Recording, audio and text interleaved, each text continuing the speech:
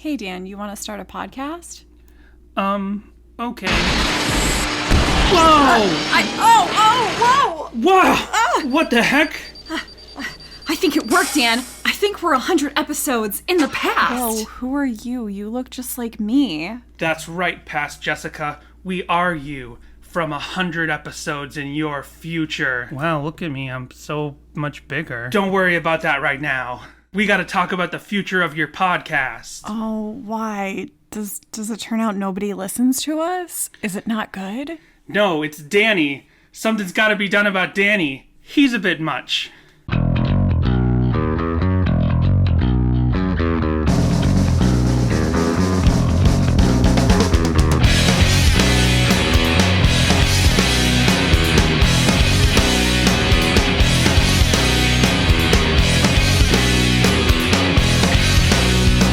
Hello, everyone, and welcome to Sadie Hawkins Pod, episode 100. Yay, I don't have any noisemakers on the table.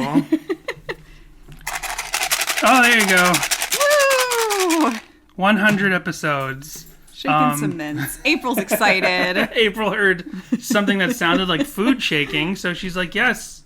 So yes, this week, we decided for our 100th episode to go back in time and discuss and discuss Hello McFly again. So hello again, McFly. So the basic premise of this episode is that, we're gonna kind of redo the episode. We did not go back and re-listen to that first episode. So if you may be a new listener or you would have, just listened to the first episode, well, I'm sure we're gonna repeat things. Because what I did and what Jessica pretty much did is we went and we took our notes in the normal format as if we have never done this song. Then we're going to do the episode. And then we're going to listen to a little bit of the original episode. Plus, I did go back and then look at my old notes from the first episode. And it's funny, on YouTube, I was like, I don't think I found any of this stuff before. This is great. And then I looked at my old notes and I'm like, oh no, I found it. I just don't know if we talked about it. Because a lot has changed over 100 episodes, more specifically in context of how we think about Relient K and things like that. Like, we have a lot more new context for the history of the band and, different themes that they've been on and different sounds that they've created. You know that sound you're looking for? So, yeah, I thought it would be good to go back. And this is something that we'll do post episode 100. We'll occasionally redo older episodes that we feel like didn't get the full shake or are maybe missing some thematic context that we have for Relient K now. Like this song. This is the first Bad Friend Thiessen song, and it's the first song off the first album is a Bad Friend Thiessen song. This first song is going to be like the basis for like every other song. Exactly. That's one of the first things I thought of, and maybe in the first episode we figured out, like, oh, this is a theme he definitely sings about once in a while, but I don't think we'd created the concept of Bad Friend Thiessen songs yet. So before we get to that, what better way to go back in time than to listen to our oldest voicemails? Let's just clean house. Let's just go through.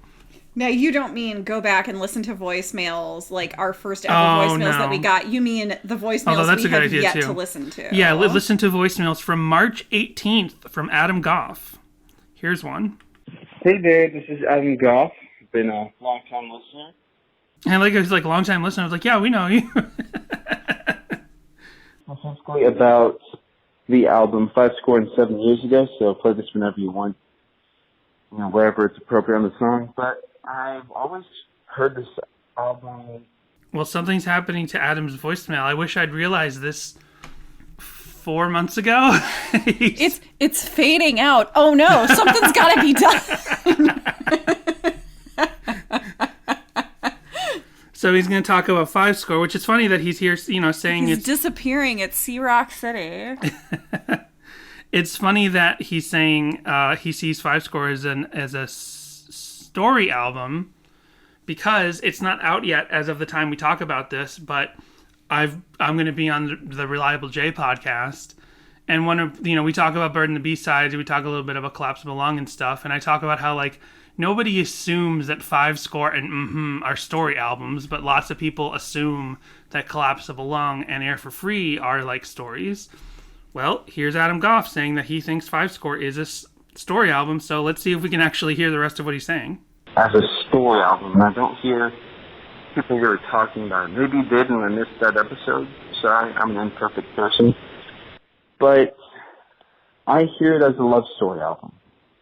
I know that a lot of the songs can be interpreted to be either about the relationship or about God. But I just have a good time listening to this, imagining two people going through the throes of a relationship. Excluding the first song, Pleading the Fifth. So from Come Right Out and Say It, going to I Love You, that's both of them confessing their love for each other. Or, right, come right and say it. What do you got to say? I got to say I need you. The best thing, the best part of the relationship, they are in the high point, forgiven. Again, is maybe a low point. It's a bit of a hit to the relationship, but they get over it, I mean, yeah, you know what? This is a really good point, and maybe I needed to play this voicemail back during our Be My Escape episode. But with my whole thing there where, yes, it's most people think it's about God, but I really think it was Matt Thiessen's intention to be about both, and right. I don't think it needs to be a singular interpretation. Like, it can literally be about both at the same time. That's maybe how the whole Five Score album kind of could be seen that way, and this might be something to dig into in the future. But there are songs on there that are absolutely love songs specifically to a girl, like The Best Thing, and For Better or Worse, there's Must Have Done Something Right. Must Have Done Something Right, but I was going to say For Better or Worse, Faking My Own Suicide. Like, those are right. songs that are not about God. Right. And then a song like Forgiven is probably about God, just from the title, it makes you think it is. But yeah, it could be that Five Score is maybe more of their most worldly album, not necessarily Collapsible Lung. This is definitely something we should think about more next time we talk about Five Score. Must have done something right. They're back in that high point. Give until there's nothing left, talking about their utter devotion. And then Devastation and Reform, again, another low point. Maybe it's the other partner this time who messed up. But then I'm Taking You With Me is finally they're content, This is where I imagine their love story ending. Then they have a kid. He came in with perfect conspiracy theory voice. Then they have a kid. Finally. And that kid is in love with the girl, and they kind of eavesdrop on him as he's singing the song Faking My Own Suicide. It's like, oh dang, this kid is so stupid, he's messed up. Or he's messing up, He is. He's got some bad philosophies about this, and the crowns come out, and that's for all I care. You know what, maybe that's also because he's a recording artist, and his songs are just bad and short, and they don't know how to tell him. But he does the thing, and it all blows up on him, and so he sings the song Bite My Tongue. But then, he has a heart-to-heart with his parents. He's on the up and up. And then Deathbed's just an awesome ballad to finish it all out. It could tie into the story, it could be the kid, but also, I think it's better if it's just standalone. And that's my interpretation of Five Score and 7 years ago. I've always kind of heard it this way, and I don't hear anyone saying about it, so please take that as you will. Bye. Well, that's great. I'm really glad to hear that interpretation. Yeah. And especially... Part of me wonders if he's joking, because Adam Goff has a good sense of humor. Right. So I'm like, wait, is this serious or not? I'm now questioning it. But I still like that a lot, because with all of our, lungy talk over the last year and a half, to actually hear someone say that about Five Score, whether he means it or not. It's refreshing. Yeah, it's refreshing. And it also kind of, because go hear my Reliable J episode. I hope it makes the cut. It was his longest episode ever. We were recording for over 2 hours. So we'll see if it actually makes the cut. And if it doesn't, the next time we talk about Five Score, we'll reference back to this Adam Goff email. So we do have, I realize... What did I say? Email. It's kind of like an email with audio when you think about it. It's on my phone. It's not like it's... it's not like you're dialing your You'd passcode. think we'd be better at this after 100 episodes. Nope. I think it was episode 5 where we're like, you know what? We think we might have peaked. This might be as good as it's going to get. So here now is Daniel calling just this week about gibberish. Oh, and by the way, very disappointed. Nobody sent in their gibberish challenge videos. Although I do have one gibberish video that I missed from last week that we'll talk about in a minute. Here is Daniel calling up about gibberish. Oh, excuse me. Sorry, long day. Yeah, just talked about gibberish, the song.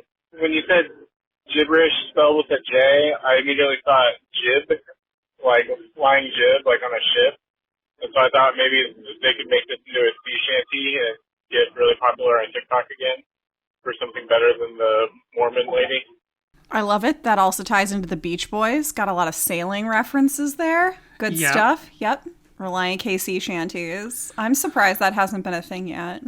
There's Pickin' Relient K or whatever it's called. Why not? Why not sea shanty Relient K? Lullaby Relient K? Yeah, all those tribute album things don't really happen anymore in that way. You know what I mean? Like, people do covers on YouTube and SoundCloud, but, like, no... I'm going to learn how to play the squeeze box and start sea shanty Relient K covers. The first time I saw Relient K, there was a girl who had a shirt that she made that was like gibberish themed, but like it was all words that she had made up and didn't sound like any of the words that were in the song, which kind of bugged me. I didn't say anything to her about it. It was some random girl, but I feel like that's very typical of me. That's the kind of thing that I would get annoyed about. But speaking of all those words, I actually think the song is really genius. And like, I don't want to say it's like necessarily my favorite Matt Thiessen lyrics, but kind of are in a way, just because it's like, I don't know, all those words are like not that crazy sounding. Like, they all sound like they could be, well, I mean, a few of them definitely not, but like a lot of them sound like they could be actual English words. And so when you're talking about like, what do other people hear English as that don't speak English, like, they honestly probably cannot tell a difference between those words and like any other Relient K lyrics or any lyrics that are in English. I don't know that for sure, but I would bet on that, honestly. And I think that's part of the reason why the song actually is kind of easy to memorize, is because like they're not like sounds that are hard to get under your tongue, and he made them rhyme even. So like, yeah, I don't know. Maybe some people struggle with memorizing the song. But maybe a lot of people also haven't listened to it that much. I don't know. When you're talking about speaking in tongues, that also made me think of the song "Speaking in Tongues" by the Elms, which is really great, and I feel like it kind of goes along with that. Maybe those songs kind of have the same meaning, even if they're pretty different from each other. So, I don't know. That was like the best cutoff he ever had, because Google Voice cut him off, but it didn't cut him off mid-sentence or mid-word or anything. Likening Matt Thiessen to a modern-day William Shakespeare, creating new language. And I didn't think of that last week, that all of those nonsense words did rhyme, which isn't hard, but it's still clever in and of itself. And he mentioned the Elms there, so that's something you like, the Elms, right? Mm-hmm. Yep. I have like one of their albums, yeah. So thanks very much to Daniel for calling up. And if it's so easy to memorize the lyrics to gibberish, then where's your gibberish challenge video? You just make the video with your eyes covered, sing the song, and then you post it publicly and tag us, or you email it to us, one or the other. So then we have another voicemail from Beatrice. And I'm skipping older voicemails from Jarrett and Daniel. We'll still get to those later. But before we get to this other... What? What can I say? We had a couple... We got to always keep up on the voicemails. I like to... it's not like we get so many that we can't eventually do all of them. So I don't want to just toss them all aside. Let's see. There was one thing, though, that I missed as long as we're talking about gibberish. So I completely forgot last week during gibberish because I didn't put it in my notes. But we had been sent a vocal cover, essentially, from our brand new listener, Lindy, for gibberish. And I completely forgot about it. Oh, no! Stop talking gibberish. Started something I don't want to begin. Oh, it's a compilation of different things she's singing, but she sings gibberish at the beginning. So I was like, oh, this would have been perfect, and I'm so sorry I forgot. Looks like she's driving, so clearly she knows the words. Anyway, where does she live? Because it looks like she's driving on the right Florida. side. Oh, unless it's a flipped video. Yeah, she's driving, so there's no way she's... Like, I know you just said this, I'm just confirming. She's driving, so there's no way she's reading the lyrics off something. She's got them down. She sent in the gibberish challenge. Before it was a thing. And unless she wrote it on her windshield or something. Like remember the movie Pixels? Such a bad movie. He writes the Pac-Man cheat code on the inside of his glasses. I'm like, there's no Pac-Man cheat code. This makes no sense. And how does that affect your ability to magically zip around in real life? You're still beholden to the laws of physics. Whatever. Anyway. The movie was written by a person who's never played an arcade game. Exactly. So we have 2 more voicemails, and then we're going to go back in time. So this is Beatrice is calling up, and here we go. Hello, Dan and Jess. It's Beatrice. Long time not no see, because this is a podcast. Long time since I've called. Just wanted to say hey, and also I just wanted to say 2 things. One about, I don't know who said this. I don't know who called and said this, but someone called and they said that in the Lion-O song, they thought that it said like Marvin, me, and the Twins or something like that. And they called in to say like, does anyone else like hear the same thing? I honestly do hear that, and I've always thought it was that. So yeah, I just want to give confirmation to whoever that person was that yes, you're not alone on that. I hear it too. And also, when y'all were talking about like Simlish covers and stuff, and y'all got to Pressure by Paramore, just wanted to plug that album a bit, even though it's like hella old, and just say that All We Know Is Falling. Well, it's not called All. No, it's called All We Know Is Falling. Yeah, All We Know Is Falling is a great album, and I highly suggest y'all listen to it because there's like no skip tracks, at least for me. So yeah, y'all should check it out. And I think that's it. Yeah, bye. Also, happy 100th episode. Okay, now bye. Thank you. Thank you so much, yeah. I guess it makes sense, you know. Only one of you called up to wish us a happy 100th episode? Only one regular caller did. Oh, okay. But thank you very much, Beatrice. We got one more voicemail after her. Nice. Was there any comments you want to make about? I think it was Jarrett who called up. I could be wrong, but I think that's who called up to say the Marvin thing. And yeah, it's just that those lyrics are so like crammed in there that it's so hard to tell what he's saying. And yeah, I didn't hear Marvin. I can't remember what I thought I heard, but yeah, agreed. Cool. Well, here's the last voicemail we have, and this is from someone who hasn't called up before. Good episodes. Woo! What up, guys? This is John from Magnified Pod. As you know, I haven't always historically been a huge Relient K fan, but I am a huge fan of Danny and Jess and the work you guys do, and I like listening to you. But I will say I took your advice from quite a while ago and listened to Forget and Not Slow Down quite a few times, and you're right. It's a great album. Lots to enjoy there. And I look forward to you eventually doing an episode on Part of It, because that song rules. Don't think you've gotten to that one yet. Anyway, congrats, guys. I know you've put a ton of work into it. I hope you're just rolling in the 100-episode party favors that come with such a celebration. As you know, we'll be celebrating ours very soon as well, so let's have a double hundo team up. I don't know, that sounds weirdly sexual. It's not meant to be, so happy 100 episodes, and I look forward to launching Cinema Cataclysm with you guys eventually as well. Don't tell Andrew. Okay, bye.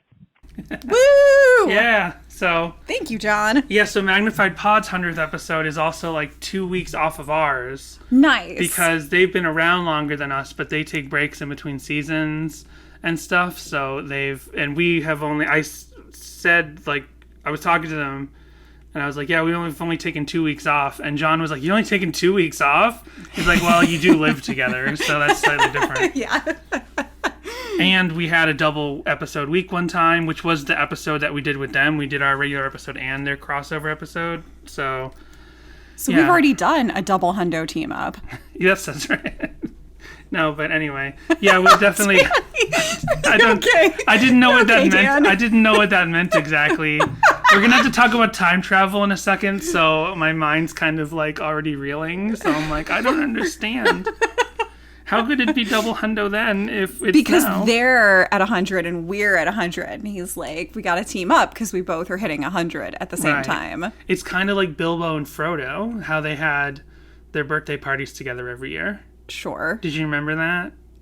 I don't know if they really make it clear in the movies. It's not very clear in the movies. But in the books, they make it really clear that their birthdays are like either on the same day or like just a couple days apart. So they always have a giant birthday party for both of them. And then it's at that birthday party that Bilbo announces he's leaving the Shire forever. And he puts on the ring and makes a big scene, and then Gandalf figures things out. And now, what is the Hobbit zodiac? Because I guess you could really make an argument for the zodiac being a thing, because they both love adventure. Are they both Sagittariuses? I'm a Sagittarius, and I love adventure, and I think that's like a staple of that particular sign. So, but there must be other hobbits that were born in the same month, whatever Middle Earth's annual calendar. Well, maybe they left the Shire too, and we just don't get to hear about them.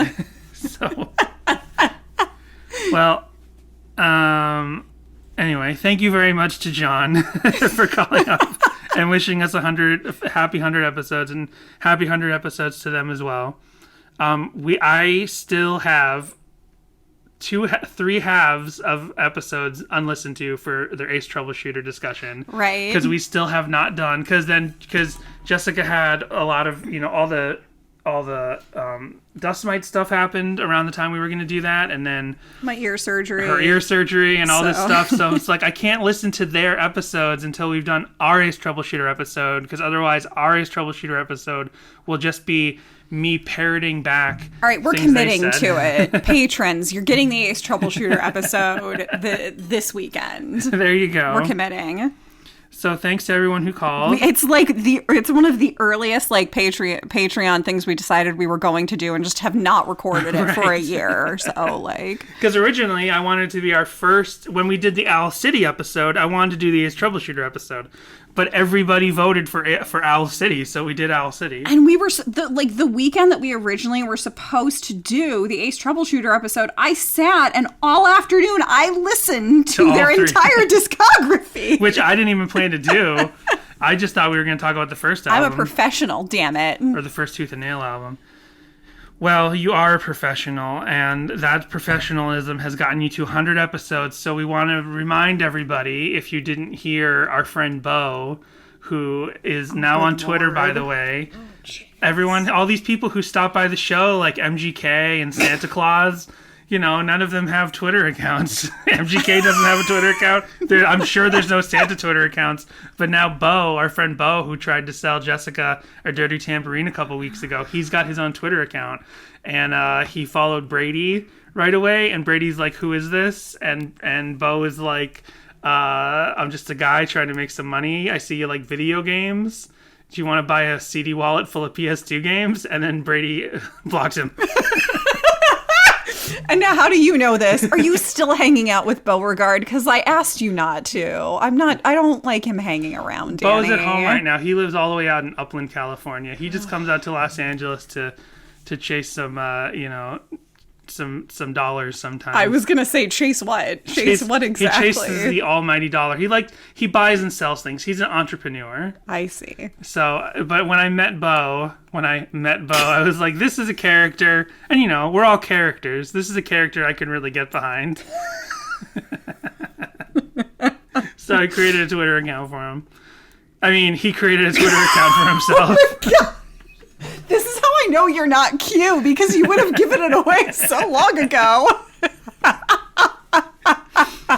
So, anyway, as he mentioned in a small episode in between this one and the last one, we are doing 2 episode 100 live streams. So by the time you hear this tomorrow on Thursday, if you heard it in time, Thursday, June the 10th, at 7:00 Pacific time.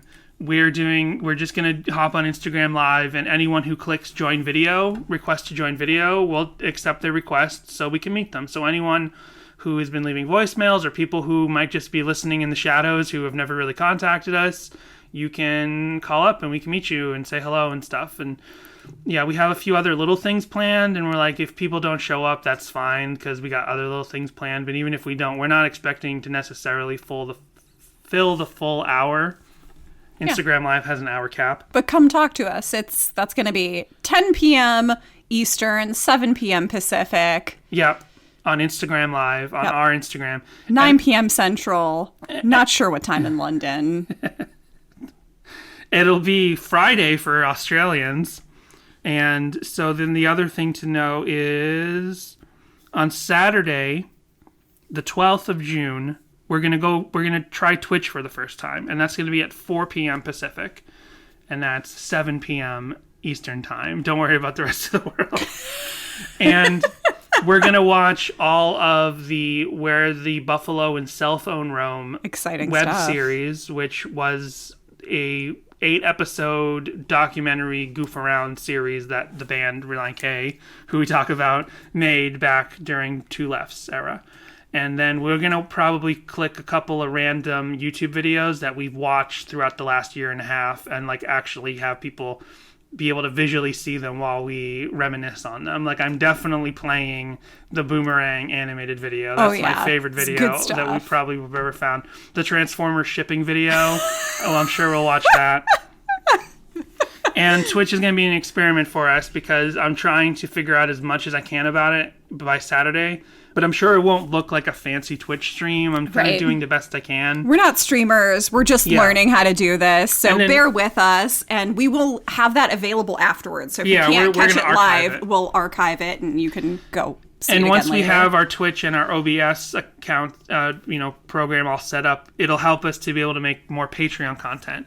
Because we're going to do things like the See Spot Rock documentary we want to do as a Patreon, secret YouTube video and stuff like that. And we can do other public streams in the future or just record streams and post them later, whether they're Patreon or public or whatever. But anyway, that's Thursday for Instagram Live, 7 p.m. Pacific, and Twitch. Ooh, now I'm getting ideas. I have this Christian Youth Scare Tactic compilation VHS set from Something Weird Video, and now I'm like, ooh, that's gonna be a Patreon exclusive. that's gonna be fun. Or maybe it's not gonna be fun. I've owned it for like 2 years, and I've been afraid to watch it. So we'd have to digitize it for us to easily watch it on stream. I'm sure there's ways to put our VHS directly into the computer, but I don't want to do that. So one more time, Thursday, 7 p.m., Instagram Live, Saturday, 4 p.m. Pacific, Twitch. And we'll see you there. Or we won't. We'll be the only ones there. Yep. Could be, whatever. But it's all recorded, so it's all be fine. So, yeah, today we're talking once again about Hello McFly. And Danny's looking at his most recent MXPX meme he made.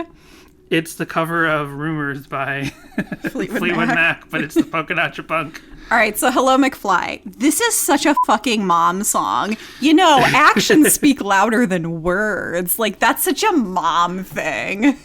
It is. It is. But it's true. It is true. But still, that's definitely a thing that like my mom would say to me a lot as a kid. Like, she'd be like, actions speak louder than words, Jessica. I'd be like, yes, ma'am. But it's also classically, as, we didn't realize at the time, it's still classic Relient K lyrics. It is, yeah. Like so many other songs they have are about actions speaking louder than words, right? The Bad Friend Thiessen songs. Yeah.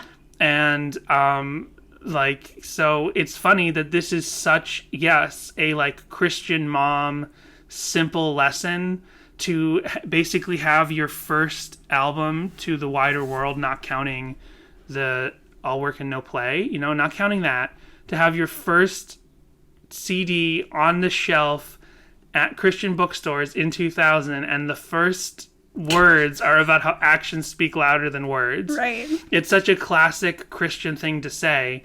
And while there is like biblical stuff to back that up, it's not in and of itself a Christian concept. You know what I mean? Like the golden rule, like that's popularized as being in the Bible, but it's also something that people still say even in a secular context. Treat others like you would treat yourself. Like, same thing, actions speak louder than words. Everybody says that. Like, it doesn't matter what you say, we've got to see you actually do it, right? So, simple Christian lesson, something your Christian mom says. Bad friend Thiessen. Bad friend Thiessen. Wordplay. References. Pop culture references. This is classic Relient K, just right out the gate. This is like, yeah, it's really, they made a mission statement. One thing I will say, though, having now talked about 99 other Relient K songs. I thought you were going to say Red Balloons. Having talked about 99 other Red Balloons, I didn't think about like whether or not this is significant or not. It certainly isn't. It's just how the song goes. But the first thing we ever hear on a national level from Relient K is this.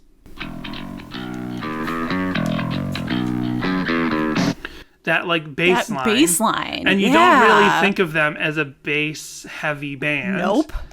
There aren't a lot of other bass leads in Relient K. Now, you know what? All Work and No Play also had some good bass stuff as well. There were some more prominent bass lines in All Work and No Play as well. Some of the demo stuff. So that's interesting that like they started off with that kind of vibe and then immediately went away from it. Yeah, it's also funny because this definitely has that like Fat Records skate punk sound to it, whether or not the song as a whole has that sound, which I think it kind of does and kind of doesn't. It kind of does and kind of doesn't sound like NoFX inspired pop punk, right?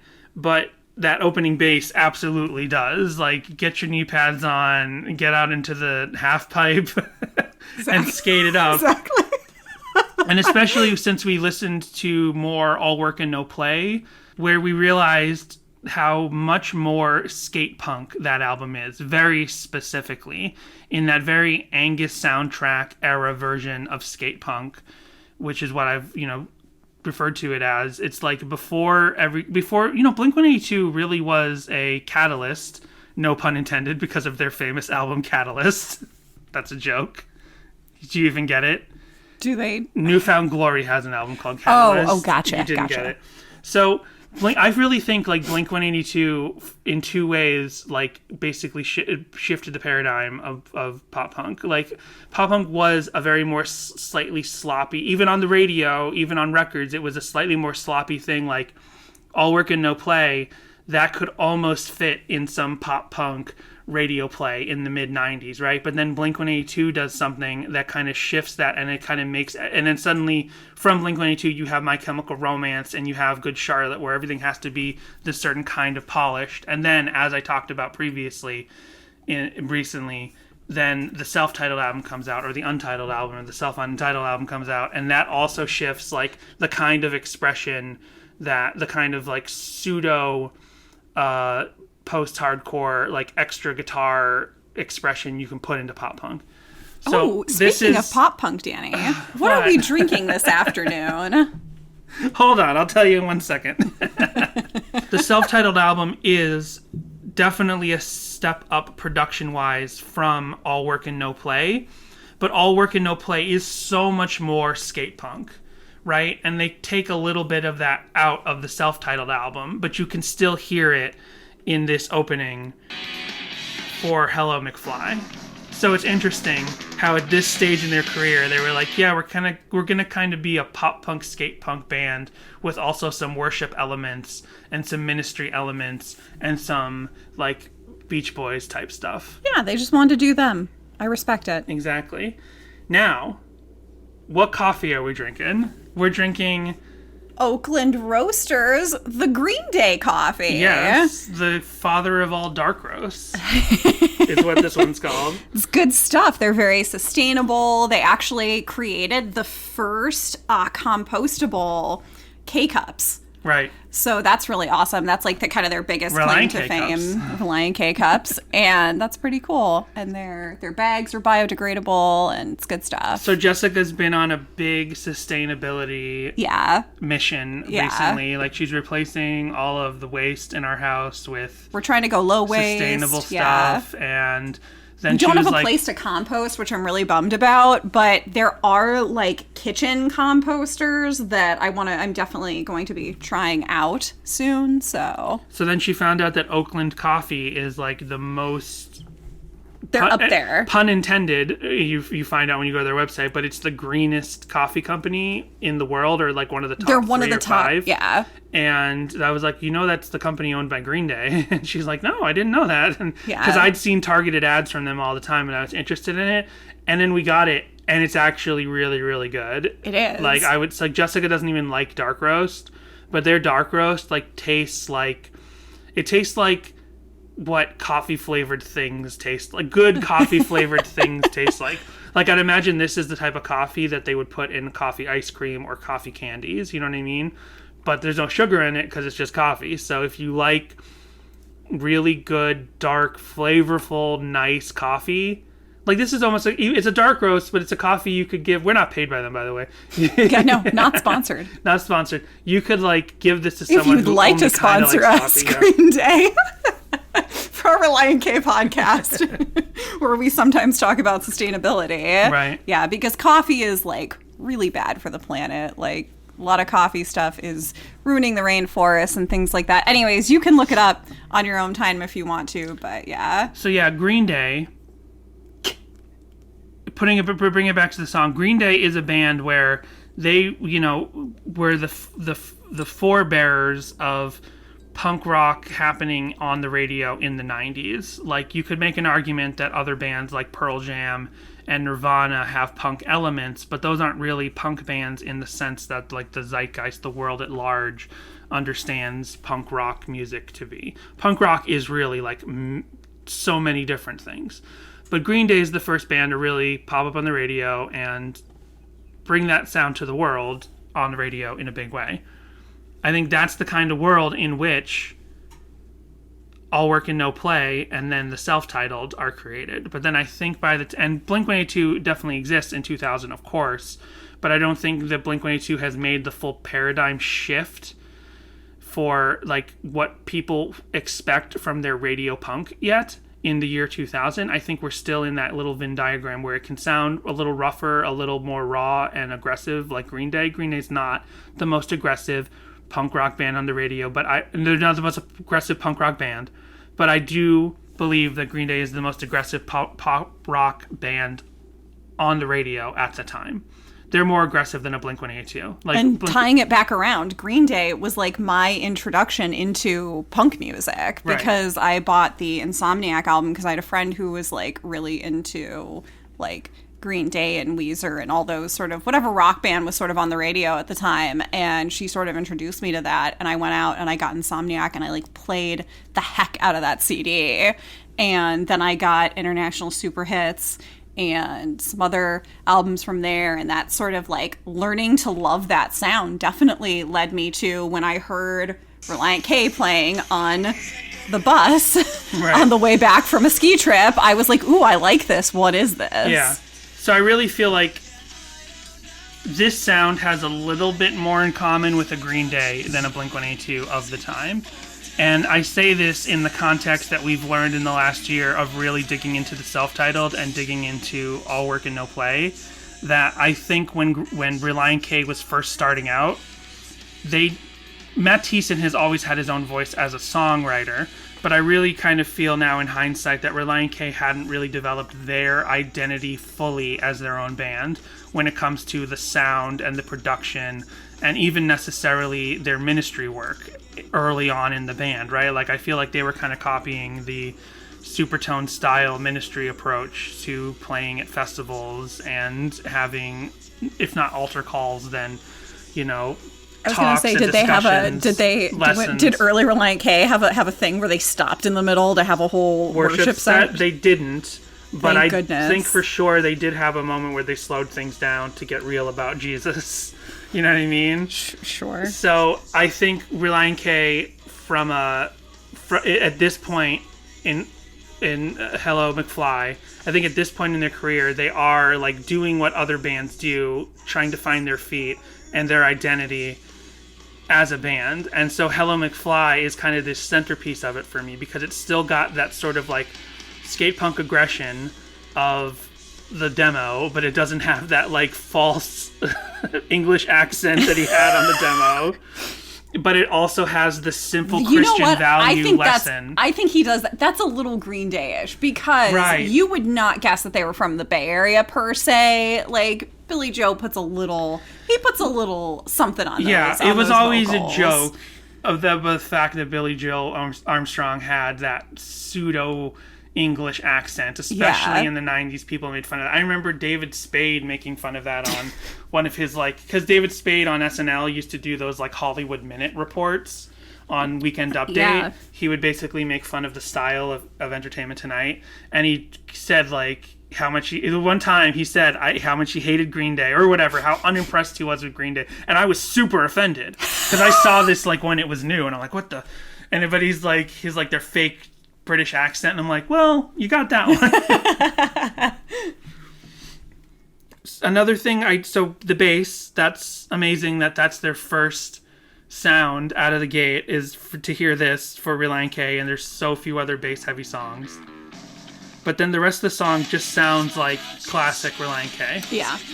And this is definitely, when they have that better sound on the second album, like they took a huge step up. They basically, I think I compared this at some other point, but like that jump that MXPX makes Polka Nacha and Teenage Politics, which are both rough around the edges, and then they just take a giant leap up, like a ladder with no missing rung. They just take a giant leap up to the top production-wise with Life in General.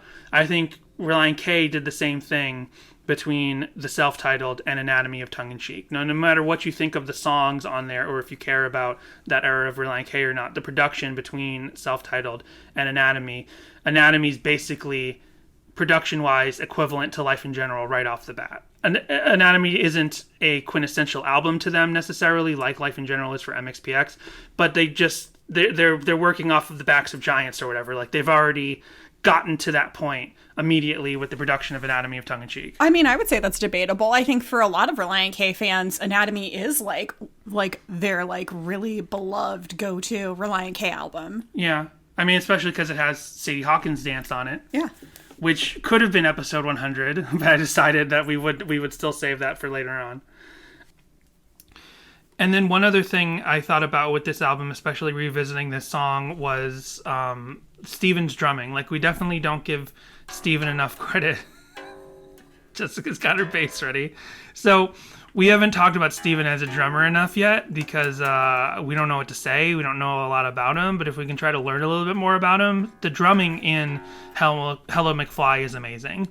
It feels so classic, and there are some real simple fills, but I'm like, some of those fills are like so intrinsically entwined into my soul. Like, I know right when it's like all those like those little things that are thrown in there, and I don't know how much of it is Steven or not, but he's playing it amazingly, and it's too bad he left the band so quickly. I would have liked, we love Dave, but I'm curious what else, or if there were other demos for later songs that would have had Steven's drumming so we could compare directly. Yeah. I'm curious. What about Todd? Todd doesn't get any love. I know. Hey, he's on our new t-shirt at tpublic.com/user/Sadie Hawkins pod. You can get a Todd ampersand shirt. So Jessica's got her bass guitar ready because she wants to do something special for episode 100. I was going to learn this ahead of time. That didn't happen. I still am like, with my ear, there's a certain amount of time where I can only lift so much. So Danny had to go lift my bass to bring it to me. And I haven't played in so long. So like my nails are really long right now. And it makes it very difficult to play. But it's a very simple intro. But also, super out of tune. Have not tuned this in so long.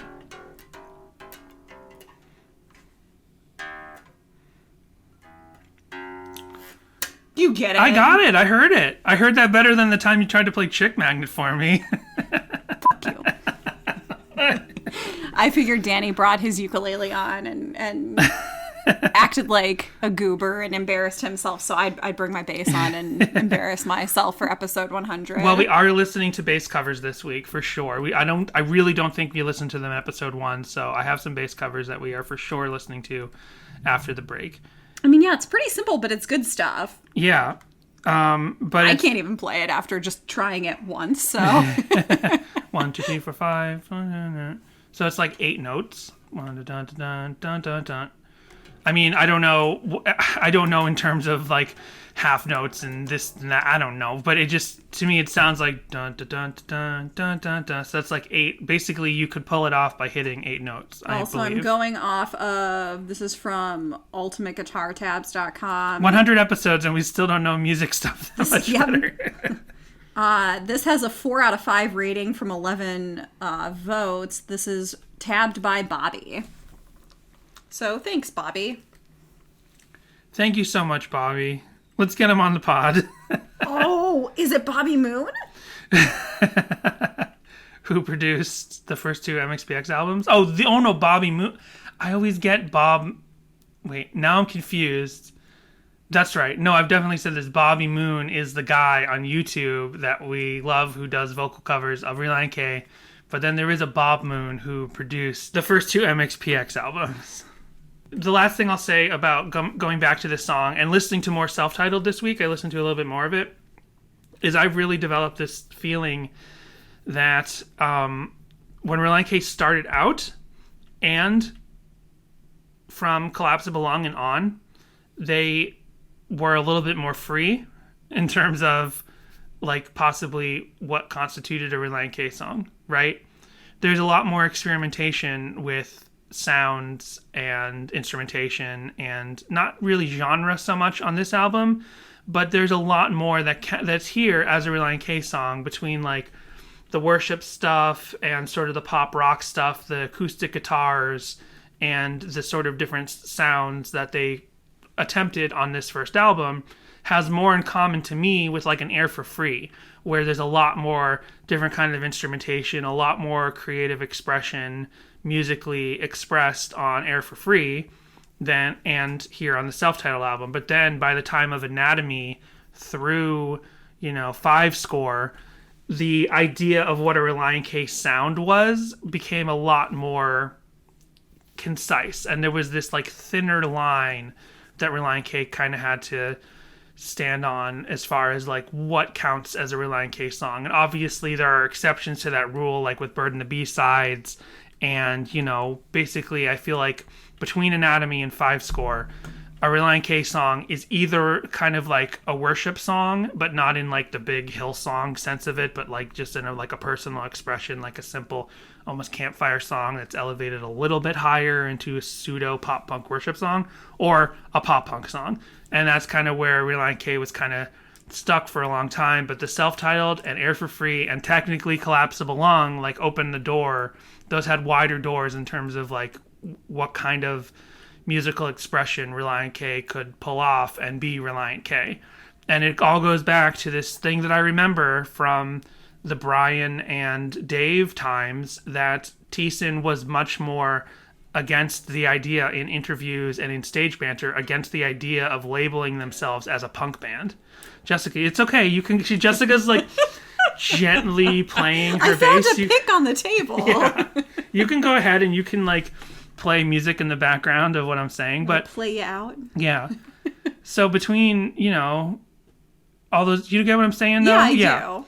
I feel like, I know for a fact that Matt Thiessen was like, we're not a punk band, we're like a pop rock band with bands like MXPX that have influenced us. But then I think they just got more and more pushed into that pop punk genre that, I'm sure they did gladly because it helped them be successful, and I'm sure they loved recording and playing those songs. But I'm glad that Relient K more recently has been able to have more forms of expression, even if it's not necessarily as successful like Collapsible Lung or is sort of 50-50 with fans like Air for Free. So we will take our break and we'll come back with a little bit of a deep dive thing, and we'll see what I have on YouTube, what we already haven't discussed in the past, and we'll be right back. Jessica, play us out.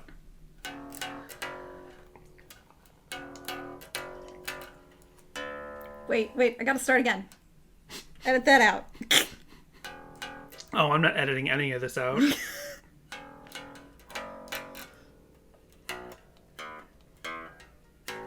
Wait, I hit the wrong thing. It's like Brian Pittman standing on the other side of the microphone.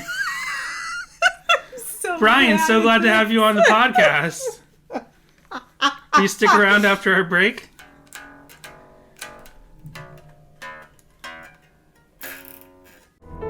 We want to thank you very much for listening to Sadie Hawkins Pod. Please follow us on Twitter and Instagram, which are both at Sadie Hawkins Pod. From there, you can interact with us, as well as view the videos and images we talk about on the show. You can also call our voicemail line, which is 402-95-SADIE. That's 402-957-2343. Leave us a message and we can play it on a future episode. Also, we invite you to check out SadieHawkinsPod.com, one simple place to get links to all our social media and a link to our TeePublic store. There you can pick up merchandise, or merch as it's known in the industry. We have our Black Flag parody shirt, our Little Sheet Boy ice cream shirt, and our all-new Boys from Canton ampersand shirts that list the first names of every album lineup of Relient K. And if you can't get enough of us, well, good news. At patreon.com/SadieHawkinsPod, we are releasing at least 2 bonus episodes a month. You'll also have access to our whole backlog, including our discussion of Owl City's Ocean Eyes, reading through the Complex Infrastructure book, and the songs from K is for Karaoke. Finally, we want to thank our current patrons, who include Josh, JR, Jarrett, Eric, Joel, Connor, Michael, Helen, Samantha, Roxanne, Jimmy Eat Pod, This Might Be a Podcast, Tucker, David, and Brady. We hope to see you there, and even if we don't, we hope that you will keep us in positive regard.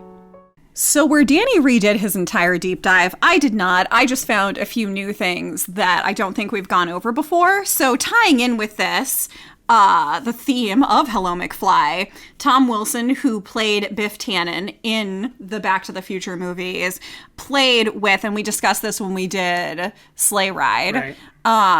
So he appeared a couple different times with Relient K, one of which was on The Tonight Show, and I have his personal blog post from Tom Wilson's blog, Love from Wilson World, and here's just his post that he posted December 24th, 2008, from when he appeared with Relient K on The Tonight Show.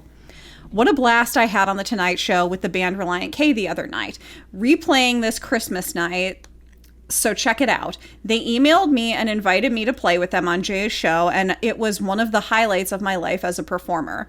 We got to the studio early to rehearse, and it was great to have lunch with a bunch of great guys who are tremendous musicians, and I was thrilled just to be able to keep up with them on the guitar. I'm getting emails from all over asking if that was me playing with Relient K from confused people who don't really get it. Well, I get it. Relient K gets it, and a very Merry Christmas to everyone. Nice. Well, I also dug out 2 Tom Wilson Twitter tweets that he sent out.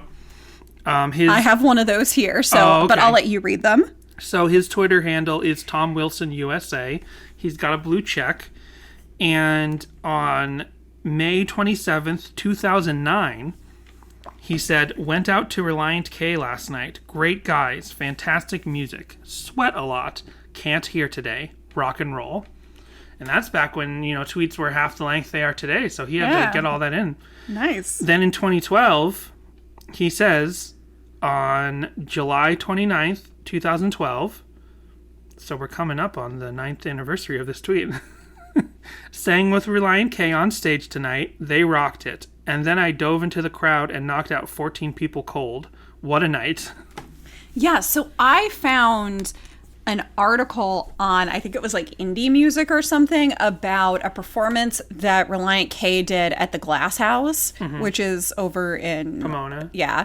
And he didn't play at that show, but during the 10 tour, he showed up and played with them at a few different shows. Oh, okay. So the person writing the article said that he had played with Relient K at 2 of the other shows he had seen, but not the one at Glass House. Gotcha. So he's definitely, it's not just the Leno thing. Like, I don't remember how much we figured out after we watched the Leno sleigh ride footage back when we did that song, but it definitely goes deeper than that. Like, he's been on stage multiple times with them at regular shows, or at least gone to a show here and there. So he appears to definitely be a fan. I did look if he was on Cameo to try to, like, order a Cameo thing from him and, you know, have him talk about Relient K. I wouldn't feel great just tweeting I mean, I could now. I also was trying to partially keep this week's episode a secret for up until the day before. So I was like, if I tweet it Tom Wilson first, he's most likely not going to reply. Like, the chance of him replying is super, super slim. But, yeah, if I do it from the podcast, then that definitely tips some other things. So, whatever. It'd be interesting just to And know. He's not on Cameo? He's not on Cameo. Bummer. He should totally be on Cameo. But there is, I don't want to mention, unless we don't get it, unless they reject the Cameo, there is an important Relient K related celebrity who is on Cameo. Let us know if you can figure out who I'm talking about. Is it Katy Perry? No. Could you imagine? Oh my gosh. Tell me about the stage dive. Tell me about stage diving at Cornerstone. Was Dermike a nice person in real life? A nice buffalo in real life. A nice buffalo. Then, if this is your thing, I found a recipe for a Sadie Hawkins sling. Okay. The new official drink of Sadie Hawkins. Oh, it's a drink. I didn't know if it was going to be like some sort of weird little cake or something. A sling. Okay, that makes sense. So, you need 1 fresh pineapple, then 1 cup Demerara sugar, a 4th tablespoon Bitterman's Tiki Bitters, 0.75 ounces Flarinum, 0.75 ounces pear brandy, 0.5 ounces apricot liquor, 1 ounce fresh lemon juice, 2 ounces pineapple juice, 4 ounces bourbon, and 2 orange slices. Optional. Then I actually do want this drink. It's got bourbon in it. It looks like you cut off the top of a pineapple, and then it's like a sharing drink that you drink out of a pineapple. Gotcha. You know, I definitely want to try that. It's so funny. No, it's not that funny, but I find it funny. My experience with alcohol is similar to my experience with music, where, like, when I was a kid, the coolest thing that I'd ever seen was grunge, but I'd listen to it and I'd be like, this is cool, but something feels off. And then it was eventually when I found punk music, I'm like, okay, this is actually what I was looking for. And I was basically personally wasting my time with grunge for all that time. Well, when I think back to drinking in college, which I didn't do a lot, it was all vodka and rum and sometimes like wine. And I was like, this is fine. Like, I didn't know. It turns out those Smirnoff Ice things were like a big deal. Danny would have like one of those and be on the floor. It was hilarious. I wasn't. That does not describe it at all. On the floor, like, yes, literally. He wanted to I would lay down. What would happen was, first of all, I didn't have a drink of alcohol until I was like 23, right? Not a single sip of alcohol in my body until I was 23. So the first time I had an alcoholic drink, it was so heavy in my blood. I know that's probably not scientifically what it was, but it felt so heavy in my blood that my whole body couldn't hold up anymore. Like, it was going through my system. My liver and my blood didn't know what to do with it.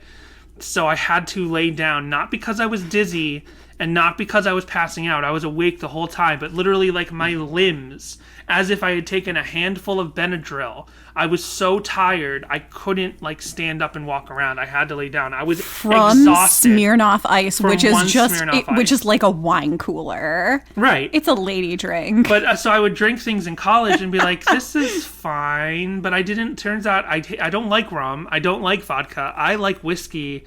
And I like bourbon. I take a whiskey drink. I take a vodka drink. And so I think back on college and like, so much wasted time drinking Smirnoff Ice. The first time I ever went to a liquor store by myself, I'm 23, and I'm like, what do I get? I have no idea.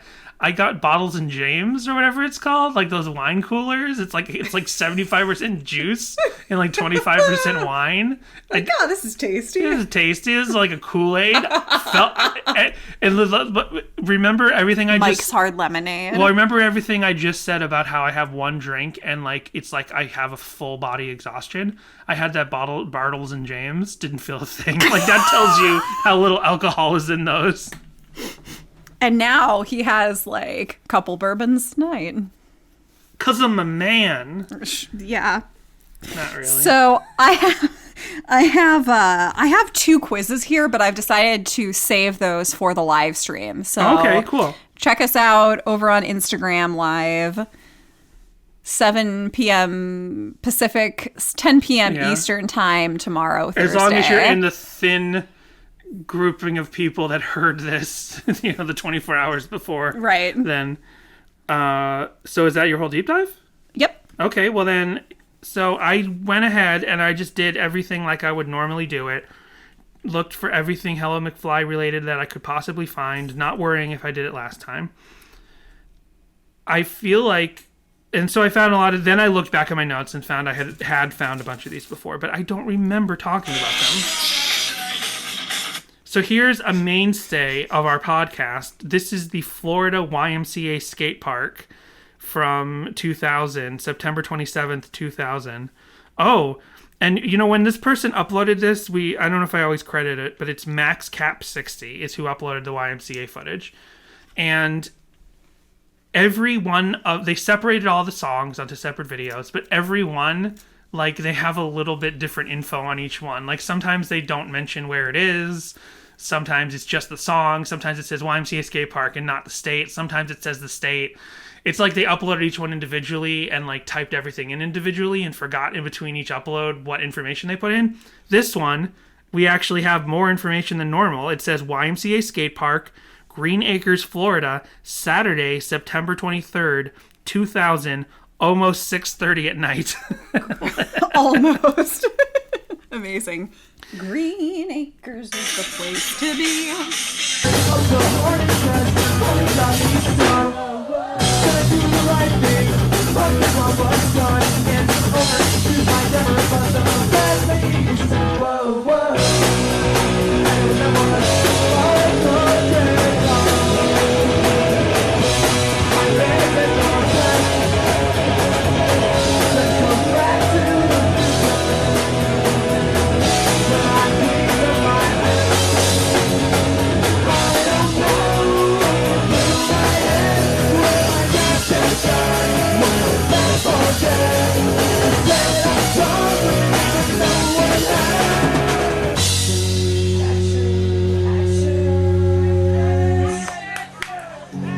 Speak louder now.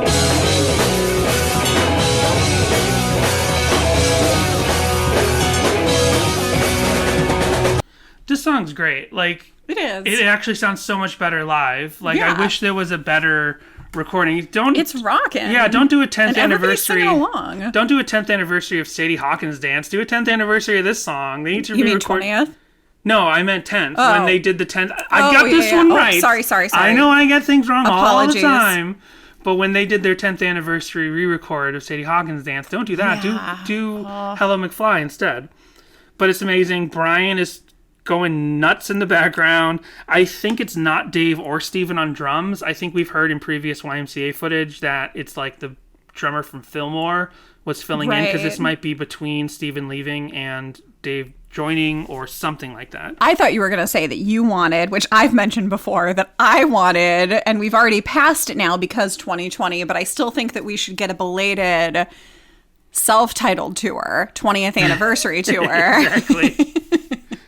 Because all these songs are rocking, and they should just play them super fast and super loose like they would have back then. Good and stuff. Now they're totally vindicated on the Marilyn Manson thing, right? Like, maybe the Marilyn Manson song would be kind of the worst thing to do in hindsight, because of like equating listening to music with being sin. But turns out they were totally right. He's a scumbag. He's an awful, awful person. Like, maybe a really bad person who has no business. Maybe just change a couple lines. Like, maybe don't say you'd rather gaze in Satan's eyes than on a steeple. Right. Maybe we could find some new lyrics for that one. Go the MXPX route. MXPX in their recent live streams, like Mike Herrera is just kind of scrubbing out references to Christ and God. He still leaves in like the more generic terms like faith and belief, right? He'll leave those lyrics, but lyrics that like she talks to Jesus all day long from Want That is she talks to demons all day long. And like, I know that you believe in the one true God above. It's like, now it's like, I know that you believe in this. I don't even remember. I know that you believe in Satan. He's flipped. He's a full-on Satanist now.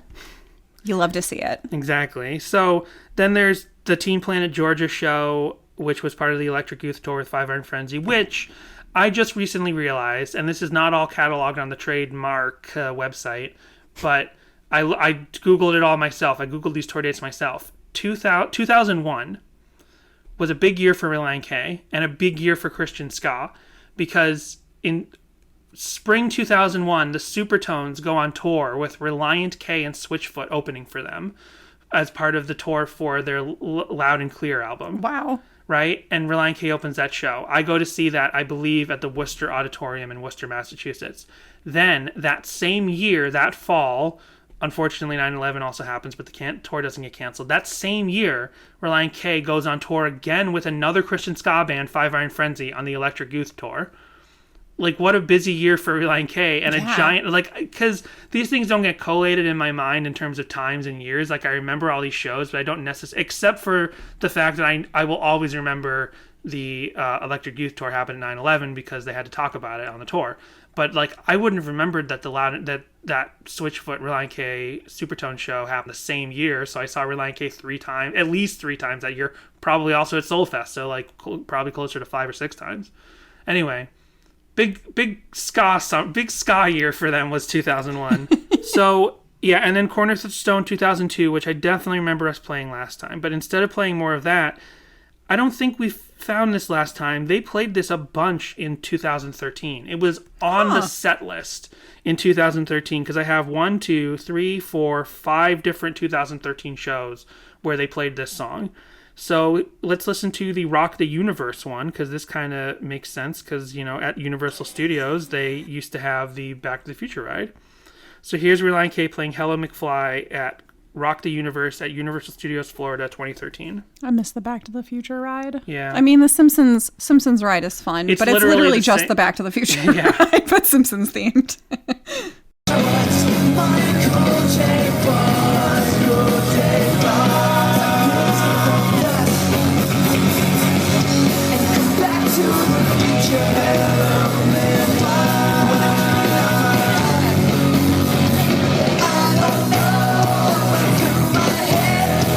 Conscience shot, wasn't left for dead.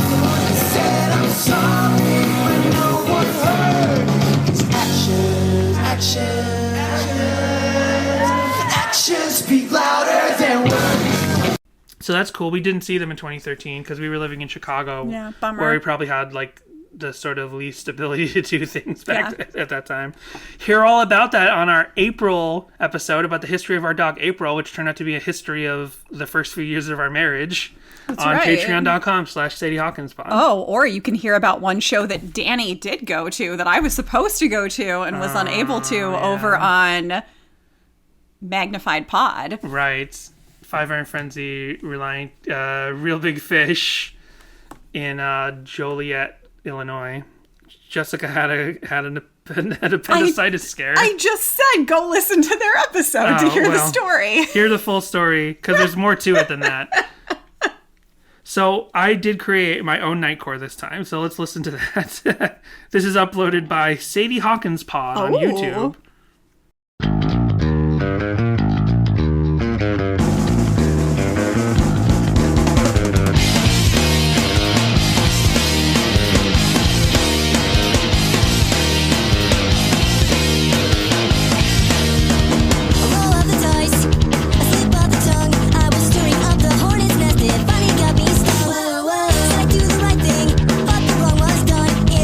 Excuse my grammar, but the fat lady's so whoa, whoa.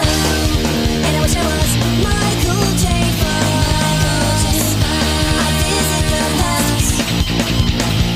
yeah, that's something I want to talk about. That dun, dun, dun, dun, dun, dun, that like quick little grindy, what would you call that? Grinding little thing. Grindcore. Is that what grindcore is? Why are you asking me? I don't know. But that little metallic sound. It's so great. This is a great song. This song just gives me such good high school vibes. Yeah. Like, I have just such great memories about listening to like all the early Relient K albums, driving around in my car after school. Yeah, it's like amazing. It's an amazing song that they definitely should do more often and re-record. Put it on air for free, reimagined. Not the JC Keith version, but the version they were supposed to do. Bass covers. Jess, we heard your bass cover. Well, here's Brandon Cassani's bass cover that was uploaded 5 months ago. Guaranteed to be 10,000 times better. Well, now he's just showing off.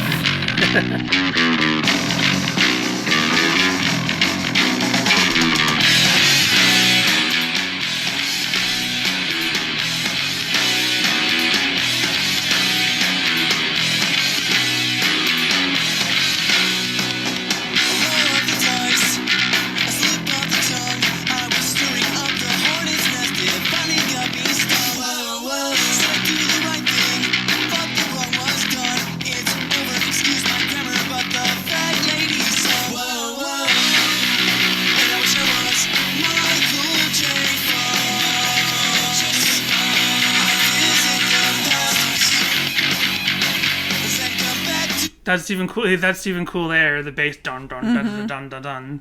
So cool. What do you think? You gonna learn to do bass just like Brandon here? Oh, he sets a high bar. Why is Baby Blue the coolest bass cover? Why does everyone have a Baby Blue bass? I don't know. It's just the best one. Let's see. And there was one other cover that definitely happened since the original episode, and that's Taylor Woot. Right here, 1 year ago. Roll up the dice, a slip of the tongue. I was stirring up the hornet's nest, it finally got me stung. I said I'd do the right thing, but the wrong was done. It's over, excuse my grammar, but the fat lady sung. And I wish I were Michael J. Fox. So Taylor's cover here brought up a question for me that I had never thought of before. But in the song, when Thiessen sings, and I wish I was Michael J. Fox, is that grammatically incorrect? Because here Taylor... He changed it to were. To were. I don't think so. I think was is correct. Were sounds weird. It does sound weird, but is it that because we're used to the song? And is it one of those things where I wish I were Michael J. Fox instead of I wish I was Michael J. Fox? I don't think that needs to be in past tense. But I'm not sure. I wished were I is were. Also were and was are both past tense, aren't they? Is this like an effect thing? Like sometimes you don't know which one is which, and then by you I mean all of us. Thiessen makes it present tense by saying, "And I wish I was Michael J. Fox," instead of "I wished I." Well, I don't know. Yeah, I don't know. I don't know what the difference between was and were are, because they're both past tense. And I don't always know the difference between affect and affect. I'd visit the past, then come back to the future. Hello McFly. And when I cleaned up my act, yeah, I don't know what went through my head. Was my conscience shut? Was it left for dead? I said I'm sorry, but no one heard. 'Cause actions speak louder than words. Grab a nice warm cup of your Green Day coffee. Sit back. Difference between was and were. According to differencebetween.com, which is, differencebetween.net, which is a website I've never seen before, there is a difference between were and was, and when you're writing or trying to master the English language, it is imperative that you understand how to correctly use each word. The basic difference is rather obvious when used in context. We use the word were when we are referring to numerous parties or entities. Oh. they were late for the party because the car had a flat tire. So I think might be the correct thing. There you go. Unless it's means Marty McFly and Thiessen, but I don't know yet. There's only one Michael J. Fox, though. Technically there is another Michael Fox, which is why he has the J in his name. Because what was it when Michael... And Thiessen differentiates. He does. Even though, again... MJ Fox. Did we talk about that last time? I think we did. We should probably watch that on the live stream. Back to the Future Part IV. It's this, I think it's basically a shit post. Yeah. Because I looked into this guy's YouTube channel, and it's all, nonsense stuff, so I think he knew what he was doing, but it was this thing that caused a stir, and I learned about it on worstThingsForSale.com, where it was this blog, which is not really worth it anymore. I've checked into it recently, but back in 2013, it was cool. It was, constantly looking for awful things on Amazon. And one of them was somebody's Back to the Future 4 movie, which is made on some sort of app, a meeting, a clip art thing that you would put together for a meeting. And it's just the story of some people who are going to work on Back to the Future 4, but in the way that it never would work on the industry. They find the script to Back to the Future 4 available online for purchase, so they go and they purchase it, and they're like, woo, we're going to make Back to the Future 4. Now we got to go get the rights. I'm like, but you just bought this. What are you talking about? And they call him MJ Fox. Right, and Steve Spielberg with a V. So, anyway, I definitely have saved that to my hard drive because I'm like, if this ever disappears, I will cry. So I need to own my own copy. But that would also be a good Cinema Cataclysm episode. So, I don't remember if we talked about him last time. I did save him in my notes, but we've talked about him so much more since then. Craig 12 Evans, this British teen back 12 years ago, who kind of reviewed most of the songs on the self-titled, and then did these vlogs about it, and he always opens with the title of the song on MS Paint. Yep. Here's his review of... Let's just play the whole thing. It's 2.5 minutes. It's Craig Evans' review of Hello McFly. Speaking of Paramore, doesn't he have a Paramore poster in the background? He does, and one time you thought it was a Ramones poster, That's but right. It made total sense because it's a low-res camera, and it did look like a Ramones font. Yeah. So let's just play Craig's entire thing, because he's given us so much content. And I don't even mean us commenting on him, but he just does our job for us sometimes.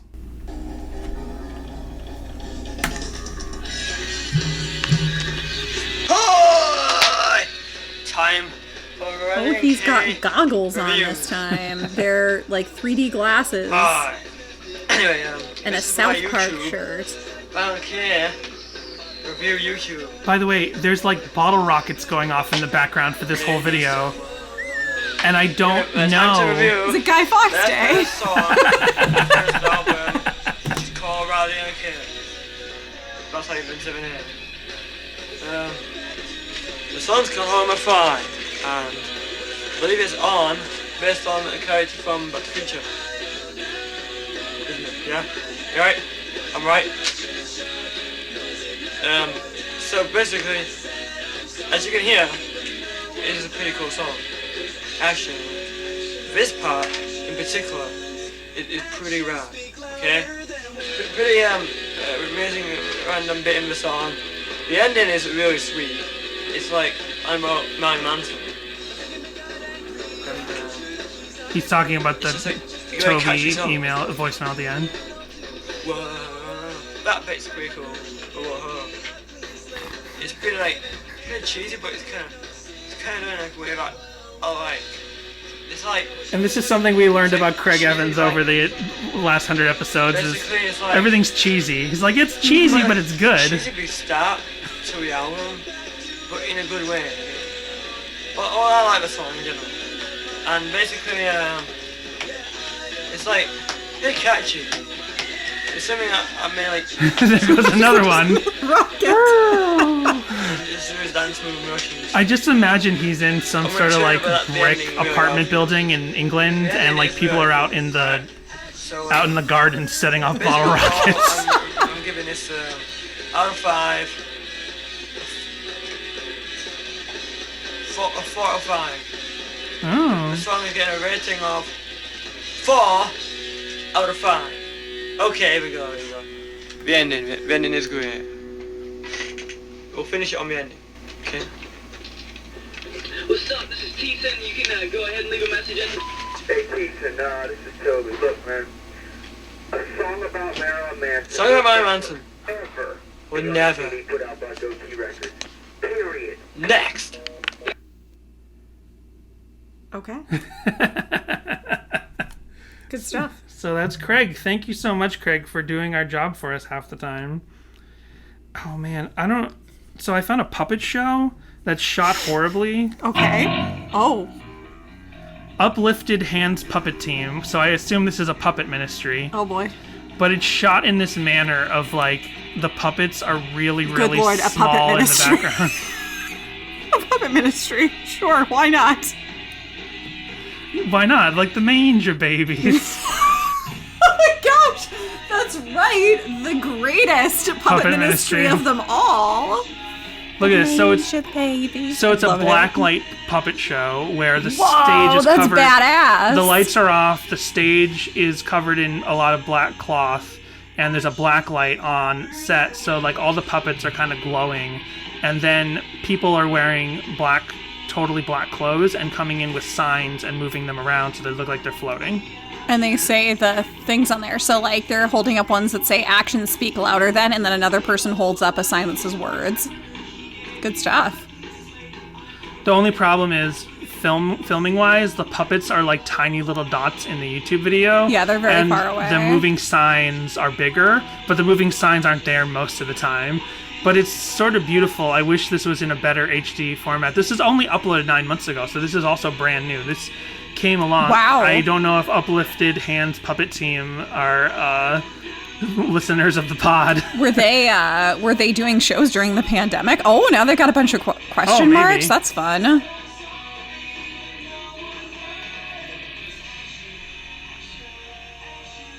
Safety first, guys. I didn't get to the end of the video. There's just a polite applause. What else does Uplifted? So, Robert Church of God's Uplifted Hands Puppet Team. Robert Church. Oh, that's the person's name. I thought that was the church's name. Robert Church of God's Uplifted Hands Puppet Team. Performing Hello McFly by Relient K. Man, if your last name's Church, I guess there's only one job you can do. There's a name for that phenomenon of people who have names that go into jobs that make sense for their name. Right. And I don't remember what it is. Well, it's because aren't all last names originally derived from, like, jobs and meaning, like, landowner and things like that? That's true. So if your last name's Black, it's because you were, like, the town blacksmith or Smith. Same thing. Oh, okay. Like, they just split them apart like that. So we talked about, just real quick comment. We talked about this, one of the classic in grandma's living room at the webcam making a lip sync video with 2 teen boys all the way back in episode 1. I know we talked about it because then more recently, somebody popped into our comments on our YouTube channel and said, if you're looking for the video they talked about with the 2 boys at the webcam, here it is. And they linked to that video. But then when I went in to say, hey, thanks for checking out, the comment was gone. And I was like, I don't know if YouTube deleted it because there was a link in it or if they deleted it, but I didn't delete it. I don't know if they're out there listening, but whoever it is that commented like that, we didn't delete that comment. Then I have a small collection of little kids acting out the Biff line of Hello McFly, like knocking on their own heads and going, Hello McFly. Adorable. 2 different kids that I found doing that. Kingdom Hearts video and all that. But I guess we're good. I think we did the Kingdom Hearts video last time.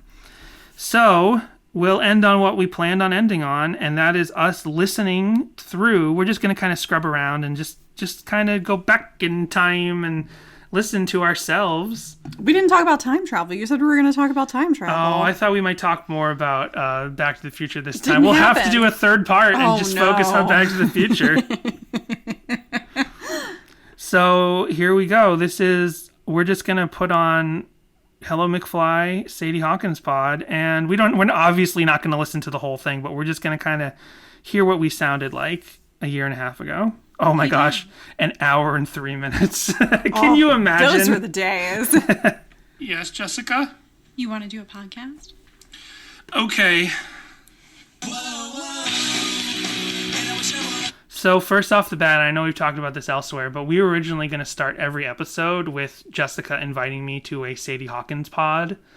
But then the skit thing came up naturally, like, right away. And I don't remember how anymore, but it did. So we absolutely can. We're going. Okay. Are you ready to visit the past? As long as we can go back to the future after. We absolutely can. Listen to how subdued we are. Time. I mean, the past time of the year 2000 AD to talk about at least the second or third greatest Christian punk song about Back to the Future. Hello McFly by Relient K. Only the second or third greatest? It doesn't even get top billing? I know of 3.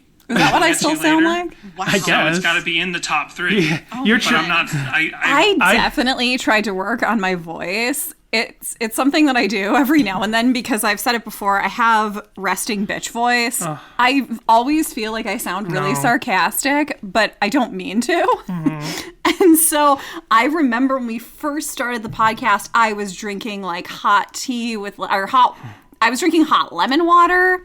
I was like really working on, I was watching all these different YouTube videos on like how to make your voice sound better. And then eventually, clearly, I just threw it out and just said, you know what? Whatever. I just sound like me. Okay. So sorry, I scooted my chair back there for a second. And I'm going to skip 5 minutes in. Size. It's great. So I had not discovered Relient K yet, like when this album came out. What? Although I think around this time this is how I find out. Buy a different track-themed album. Weird Al's Running with Scissors. Oh, there you go. I thought you were going to say the Get Up Kids 4-minute mile. I was like, oh, she's That's so emo. Right. This is all flooding back to me now. This is so slow. It's so slow. We talk so much faster now. We got get up and go gumption nowadays. I playing guitar at different points, but you and me and so many other song-by-song podcasts 14 minutes and album-by-album podcasts I listen to. Oh my gosh, these people didn't know there was going to be a worldwide pandemic. Podcasts, I met people who listen to podcasts, and everyone's a musician, and we're not musicians. We are not. We are filmmakers, actually. But I say we are here to democratize, which is the most punk rock thing of all.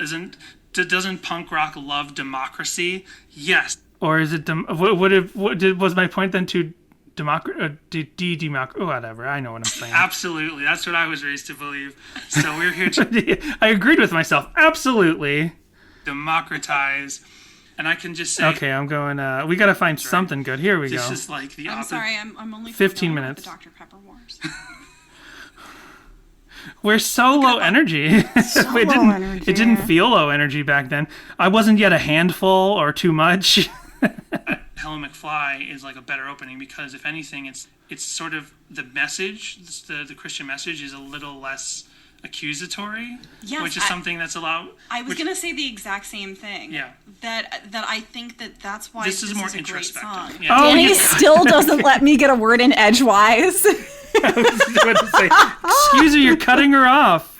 Dan-splaining everything. It's because I cut you off because I wasn't able to say anything. I threw a pick at him. More about him, to get into the lyrics a little bit, it's more about like him saying, I made mistakes in my life. And, we get it. You're such a Dan-splainer. I am such a Dan-splainer. Hold on, I'm going to... Oh, that's right. This is when I still use my keyboard. Rollerblade 7. I want to sound smart. This does sound like a Donald G. Jackson. I'm going to leave all that in, but yes, this does sound like a Donald G. Jackson. I can't believe we were talking about Donald G. Jackson in the first episode. That's like deep cut bad movie stuff right off the first episode. Okay. Stop that one. I didn't even mean to send that one to you because I found that and I didn't mean to actually... Oh, get your act together. 100 episodes later, we finally got our act together. Nope, not at all. That's why this episode is being recorded the day it's supposed to come out. Yeah, at least we recorded that like 2 weeks before we actually aired it. Oh, wow. This is also not a cover. So there's a picture of I don't know what we're talking about. Of a guy in his backyard with like a beer, and he's wearing one of those full. This sounds interesting. I'll have to listen to this podcast later. I don't know what we're talking about. We're talking about, I'm describing the album cover of something that you found on SoundCloud or Bandcamp. Oh, okay. And this is this guy's like spacey Hello see. McFly thing that is not. You actually, have a better memory than me, then I guess. It's not actually a cover though. Here's 45 minutes in. But it was also uploaded on my birthday in 2006. Oh, that's right. There was a saga of like in the first 3 episodes we kept playing things that were uploaded on my birthday. Weirdly, it was God letting us know that this project is divinely sanctioned.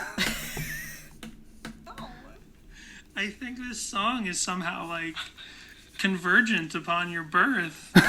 Oh, maybe it was just this song. Maybe it was just that we Also found on 3 YouTube, different things during this song that were uploaded on my birthday. Yeah. You know when you used to get MySpace messages from hot girls and they'd be like, "Hey, I'm using my friend's account. I just wanted to say hi. Check this link." Oreo _. That's a good point. Remember that? Remember when I talked about that 100 episodes ago? Yep. I don't know, because I'm scrubbing around random time codes here, but I do remember that was a thing. I mean, it's just as bad nowadays on Instagram and Facebook and everything, but the weird thing they would say back then is like, "Hey, I'm a hot girl who wants to talk to you. I'm using my friend's account." Oh, you know what it must have been? Now in hindsight, especially now that we understand, because it happened to your mom, like when something gets your password and they log in as you and they start sending out like, you know, buy this purse to all your friends, or hey, I've got a boat for sale, like happened to your mom, right? And it's not real. Like, I guess back then, during the early days of social media scamming, they were like, no one's gonna fall for it if we pretend we're actually their friend. So let's say we're other friends borrowing the account. Like, no, I don't think they realized how stupid people would actually be. Girl, XXX, on 2008, on August 22nd, 2008, said, "Awesome song, BTW. Does anyone know what do they mean with Hello McFly? Is it about the McFly band?" I did learn about the McFly band, which I think is definitely... So yeah, there was a pop punk. We didn't get to it last time. We didn't get to it this time, but there's another pop punk band called McFly. I also found a bar band, which is now called Hello McFly, and they just play in bars. They're like an acoustic band. I found that on my deep dive this week. Hardcore pop punk song, and then there's like a breakdown section. I don't know if you call it a breakdown, but there's basically like a guitar solo section. I still don't know if you call it a breakdown. Audio clips from movies. Like real heartfelt audio clips from things. They would just like, there'd be a little instrumental section. I was trying to find my YouTube dive in this episode. Also the new punk rock. Everything's the new punk rock. But yeah, at the end of this track... That was a joke. I hope people knew back then to call pop... Oh, fudge. I just clicked the back episode. About it real quick is the little skit. It'd be fun to have him on. I like DC Talk. I don't enjoy that. Like, you'd have to, you know, put the CD in and sort of like... Abs had to decide... Oh, Danny talks so much on this podcast. This podcast sucks. More Jessica. I feel like with this song that it's on the end of here we are an hour in. If you skip to track 2, it's not there. Right. I feel like if you skip to track 2, it starts playing the song immediately. Yeah, it does, but I don't know that I can't confirm that. What are we talking about? When I'm talking about the negative second thing is you would skip. Oh wow, we were talking about pre-gap early. We're talking about pre-gap. We're talking about Toby Mac being at the end of this track. Right. And I guess I was saying, like, I don't know if the Toby Mac call was put into the pre-gap seconds before track 2. I don't think it was. I think the Toby Mac call is in the final seconds of Hello McFly. Yeah. I know on streaming that's how you hear it now, but I'm strictly talking about on CD. I don't think there are pre-gap seconds for the Toby Mac call. So this is the podcast. Do you want to pick anything else for me to scrub around and look for? So this is the podcast. So this was our podcast. It just started no, I think I've heard enough. In my ears. I went back to half an hour in. 7 years ago, nice little cover art where he's taking photos in the forest. Yeah. What are you talking about? You guys stay away. One of you's... Oh, here we go. Oh, we didn't even talk about... Here's our first experience with Princess of the Sun. I did covers this early in the podcast. I can't believe I did covers half an hour into the podcast. Wow. We didn't even know what we were doing back then. You gotta waste time. You gotta waste the first hour of every episode. The first one, yeah. Not as good as the harmonizing was good. It was? You're just too nice. Oh, right, because early Jessica didn't want to offend anybody. Yeah, but just wanted to be nice. Now you don't give a shit about Princess of the Sun. On Bandcamp It is the art for our podcast. I mock people's blogs, and they still come on and listen to the show, and then I feel terrible. It's a parody of the self-titled album, but with, I guess there's 4 guys, which I didn't get out of there. You know what? What? Where was I in 2013? Yeah, the guy over, I don't know, who is that? Dave Douglas? I'm not sure. So I don't even know. I said it's Dave Douglas. He isn't even on this album. I don't know anything. Well, that haunts me, by the way. I do think about that. I know I made that comment then, and I think back to it every now and then, and I feel dumb. Okay. Yeah, there's a bunch of covers I didn't bother covers bringing this week because really we definitely makes me talked about feel- them last week. So here, in a weird roundabout way, we're bringing these covers back. This is Remy Felch, as episode 1 Danny said. Whether it's a full band or not. Okay, well, full electric. That was our first episode. We were so subdued. Should we go back to that? Do people want us to start talking like this again? Hey, Jessica. Hey, Dan. Hey, so, Jessica, what do you think of Hello McFly? I really like the harmonizing. I like it too, and I was wondering, we didn't do this back then in the first No, episode. we didn't. But do you like this song better, the same, or worse than before we started this episode? You know what? I think I like it more. I think I like it more as well. Well, thank you all for listening, and we'll be back with another episode next week. Don't forget about those live streams. Dan, where can they check those out? I don't know. SadieHawkinsPod.com. Go to our Instagram. And I don't know if it's twitch.com/SadieHawkinsPod, but hey, thank you to Joel, first person to subscribe to our thing, to our Twitch account before we've even done anything with it. So thanks so much, Joel. You win the gold medal of our Twitch. Thank you. Thank you for 100 episoades. Thanks to everyone who has thanks for listening. Ever called up, who has ever interacted, who's ever subscribed. Last thing I'll ask is if everyone could please go and leave. We don't ever ask about this, but go and leave a Apple podcast review. Oh yeah, that's nice right. We're supposed to. Yeah. We're supposed to read those, and we keep forgetting to do that. Right. I don't know if we've had any recent ones, but if everyone starts leaving those, we'll start reading them on the podcast. And yeah, so thanks for listening. Thanks very much. Back in time. We just wasted 100 episodes of your life.